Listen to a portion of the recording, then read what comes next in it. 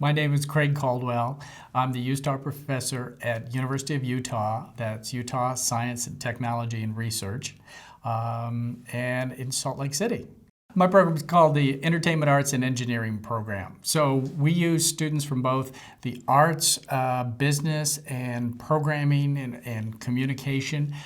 We use students who have animation skills, we have modeling skills, lighting skills, as well as the programmers to come together and make interactive games. Now, these can be the kind we see that are more commercially oriented towards entertainment because we have the EA studio in town, one of them, as well as a Disney Interactive studio in town that makes Infinity. 2.0, I believe, is their current game.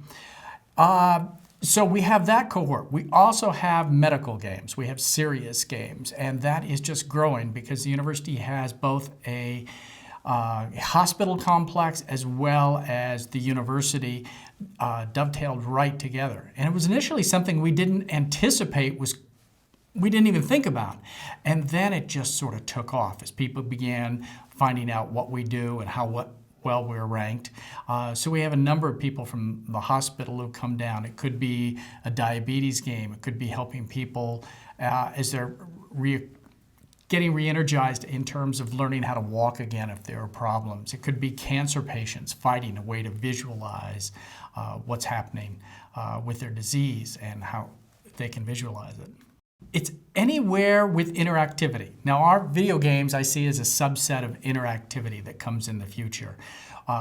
Just as the Apple technology has the health components built into it. And that's just going to get people more and more aware of what's happening with their bodies, the kind of things they're doing, whether they're exercising enough, what kind of things they're eating. It could be interactive aspects across distances. Man, that is a hard one. We had, oh my gosh, John Warnock built this big building on the University of Utah campus because he's an alumni. And we asked him the question, he was there speaking, and said, what do you see the next 20 years? And he said, whoa, I'm not even going to guess because things are evolving so quickly in ways you can't anticipate. And I thought this is the one guy who would be able to tell you where things are going. But just the way we're all linked to our smartphones now, and that's not even a decade old, I realize. It's less than a decade. So interactivity in the future just has so many different ways, and it's going to creep in. They're excited about games. Whether it's first-person shooter, role-playing, puzzle games, there's a variety of directions. They want to get better. We have a number of students from India and China, so they're going to take these skill sets and go back home and build apps and games that work in their culture as well. As you mentioned, there's gamification. There's certain ways to motivate people, and Candy Crush is a good example of ways to motivate people, that if you're working with a game and you're not getting enough rewards, Candy Crush knows to slip a couple rewards in there to keep you going. And those are kind of things we share with our students, like think about the player. In the same way as animation, you have an audience. What motivates the player? How are you going to keep them engaged? And what's really interesting is my area happens to be story, and I was trying to think because games have a game mechanic, and that's primary where story fits in. There are certain game companies that really like to focus on the narrative, but overall, a good way to think about it is, what is music to movies? Music is incredibly important to movies because it tells you what to feel, it helps link things together.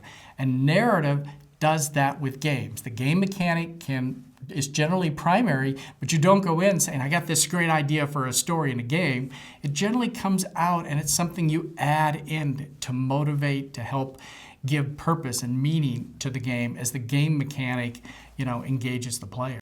An example I might start with is in sports, we can watch a game, whether it's football, whether it's tennis, and after a very short period of time, we begin putting a narrative to it. Oh, this character, psychologically they're breaking down. How are they going to re-energize themselves? And there's a beginning, middle, and end to a game, whether it be tennis and football. So in games, you need that sense of meaning and conflict, but you have the inciting incident. What spurs people along? What kind of confrontation do they have? Number of game players, though, don't think about it. It's sort of this add-on. They put some story elements into it, and it comes later. But it's sort of like one dovetails with the other, especially the sense of meaning, that if you don't have an ending, you don't really have meaning. And video games are still struggling with that. They get the person through all the gameplay and the game mechanics. And when I look at people who play games and they film themselves playing games and you see them on YouTube, usually their biggest complaint is, that's how it ended? So there's a lot of lessons, but it's a different medium in terms of how it's going to assume that sense of story. For some game players, it's the sense of world. They want to construct these worlds and let the player go, and then the player starts to develop a narrative along the way. But if you're not guided, it isn't as fulfilling of an experience as you can have in a movie. So it's a different experience. I think the first part is, what is a story? In terms of what's the structure, what's an act sequence? And you don't have to put in beginning, middle, and end. An act may be, we hear about the 3-act structure, 1, 2, and 3. And traditionally it's been beginning, middle, and end. But today we mix that up in the fact that you have the act structure, but beginning, middle, and end is sort of sprinkled all over the place because we have seen so many stories along the way. We sort of, let me try this part. Let me give you a little bit of the ending here, but you're not sure where we're at. And that tends to engage the viewer. The same can happen in a game, that what is happening to the character? How might they change? So a level can have an act of 1, 2, and 3, and you've conquered that level, and then you go on to the next level, and you can start that whole sequence all over again, but it goes a different direction. Sometimes it's a different world that you put them in, a different set of challenges that exist there.